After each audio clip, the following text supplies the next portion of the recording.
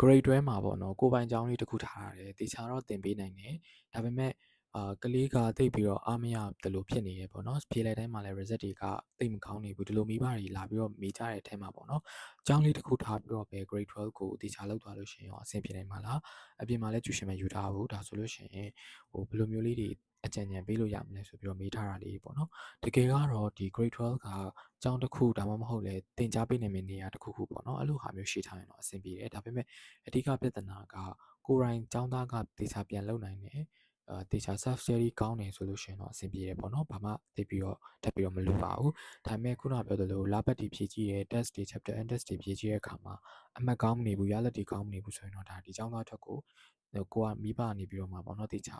လုပ်ပေးဖို့အတွက်အရန်ရေးကြည့်လာပါတယ်ဘာကြောင့်လဲဆိုတော့ grade 12ကအရန်ရေးကြည့်ပါတယ်ဆိုတော့ final နီးလာမှ3လပြည့်4လပြည့်5လပြည့်တွေနဲ့ဆရာဆရာမတွေ revision လုပ်မယ်ခေါ်မယ်ဆိုတာထက်အခုလောက်ကနေစပြီးတော့မှကိုကလေးအားနေတဲ့အပိုင်းလေးတွေပဲအပိုင်းလေးတွေကိုဘယ်လိုမျိုးဖြစ်နေလဲဆိုတာလေးတွေကိုသိချာဆွေးနွေးပြီးတော့မှ guide လေးတွေခေါ်ပြီးတော့လောက်တာတော့အသင့်လျော်ဆုံးဖြစ်မယ်လို့ထင်ပါတယ်ဒီလိုမျိုးခေါ်ချင်တယ်ဆိုလို့ရှိရင်လည်းတက္ကသိုလ်မြန်မာကိုဆက်သွယ်လို့ရပါတယ်